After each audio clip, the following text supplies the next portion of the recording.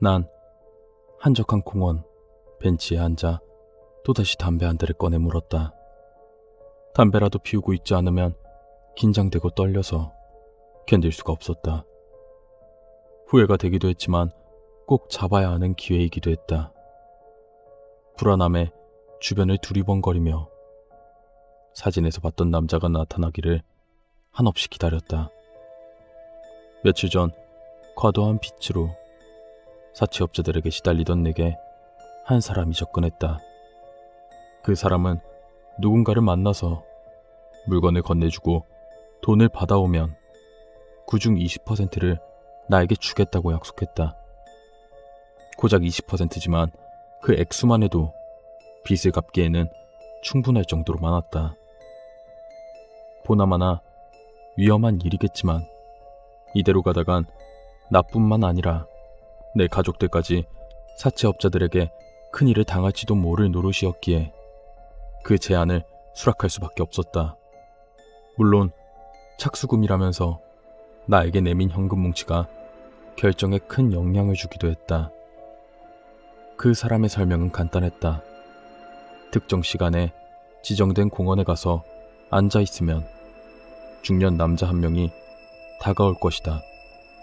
그 남자에게 물건을 건네어주고 돈을 받아와주면 그걸로 끝이다. 단 무조건 돈을 먼저 받고 나서 물건을 건네야 한다. 또한 상대는 아무런 말도 하지 않을 것이니 나 역시 아무런 말도 하지 말아야 한다. 그 물건이란 게 어떤 건지 대충 알 것 같았지만 그냥 모른 척하기로 했다. 찜찜하긴 해도 이번 일만 잘 끝나면 빚을 갚고 새 출발을 할 수 있을 것이다. 그때 멀리서 사진에서 봤던 중년의 남성이 걸어오는 것이 보였다. 난 모자와 마스크를 고쳐 쓰곤 똑바로 앉았다. 심장이 터질 것처럼 뛰었지만 거칠은 최대한 내색을 하지 않고 그 남자가 다가오길 기다렸다. 잠시 후 그 중년의 남자는 긴장한 표정으로 날 잠시 보더니 내 옆자리에 앉았다. 이야기 들은 대로 남자는 아무런 말도 하지 않고 제법 묵직해 보이는 가방을 내게 내밀었다. 나 역시 아무런 말도 하지 않고 그대로 돈을 받은 뒤 테이프로 단단히 봉해진 상자를 그 남자에게 건네었다. 제법 묵직한 것이 내가 생각한 그것이 맞는 것 같았다. 내가 내미는 상자를 본 중년의 남자는 약간 주저하다가 물건을 받았다. 무언가 이야기를 하고 싶어하는 눈치였지만 입만 살짝 열었다 닫았을 뿐 말은 하지 않았다. 가방의 무게를 가늠해본 나는 그대로 자리에서 일어나 공원을 나갔다. 이제 이 가방을 공터에 세워진 차 안에 실어 놓으면 모든 게 끝난다. 집에 돌아가서 기다리고 있으면 통장으로 약속한 돈이 들어올 것이다. 잠시 동안 이 돈을 가지고 그대로 도망칠까 고민했지만 이내 고개를 저었다. 괜히 욕심을 부리다 어떤 꼴을 당할지 알 수 없는 노릇이다.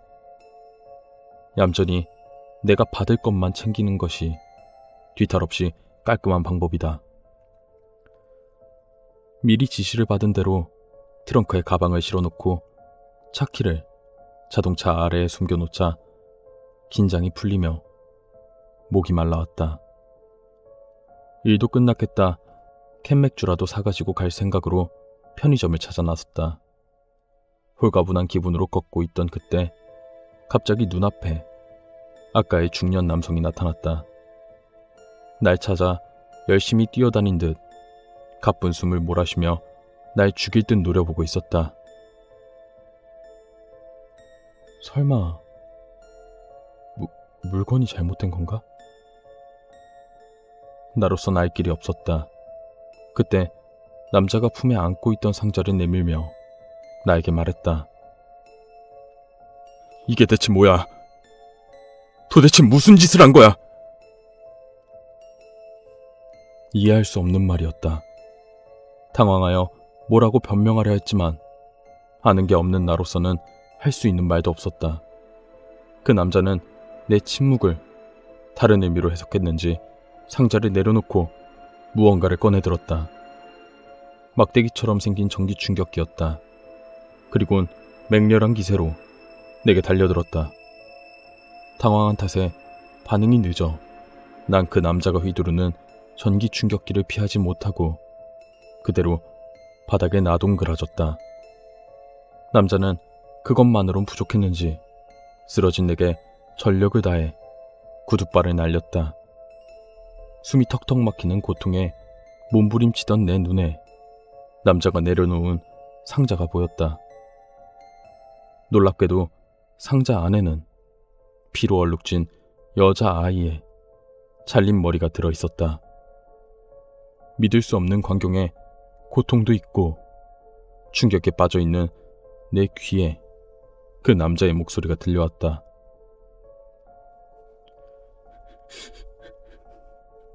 돈만 받으면 내 딸을 무사히 돌려보내겠다고 나한테 약속했잖아. 시키는 대로만 하면 딸은 안전할 거라고 했잖아. 근데 이게 뭐야? 너 내 딸한테 무슨 짓 한 거야? 아무래도 난 내가 생각한 것보다 더 위험한 일을 맡았던 것 같다. 충격에 빠진 채 그저 웅크린 채로 남자의 발길질을 막고만 있었다. 한참을 발길질에 대던 남자는 숨이 가쁜지 내 옆에 무너지듯 주저앉아 떠들기 시작했다.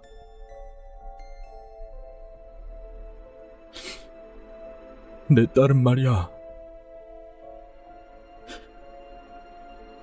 애 엄마가 죽었을 때도 울지 않았던 아이야.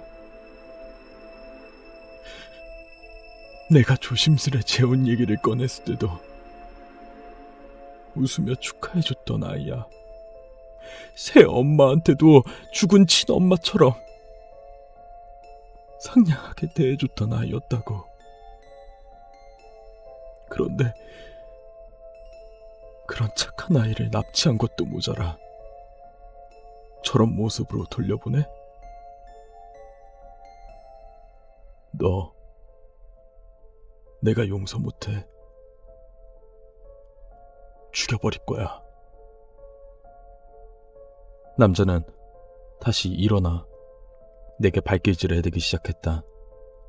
지나가던 사람의 신고로 경찰이 출동할 때까지 난 말 한마디 하지 못하고 웅크리고 있었다.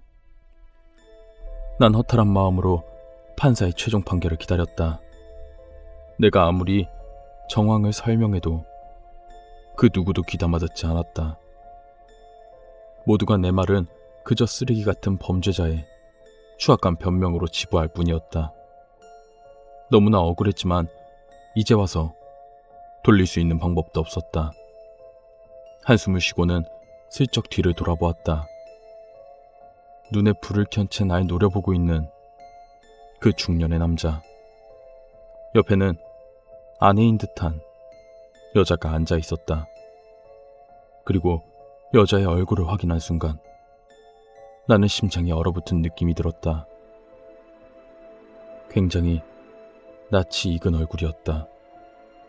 그리고 어디서 봤는지 정확히 기억이 났다. 날 이 지경으로 만든 장본인, 내게 이 일을 맡긴 그 사람이었다. 재혼이라면 전 처의 딸이 그리 예뻐 보일 리가 없었을 것이다. 그 딸이 아무리 예의가 바르고 착하다 해도 말이다.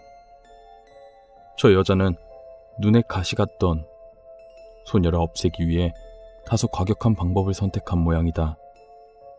난 남의 집 가정사에 가장 안 좋은 방식으로 휘말리게 된 것이다.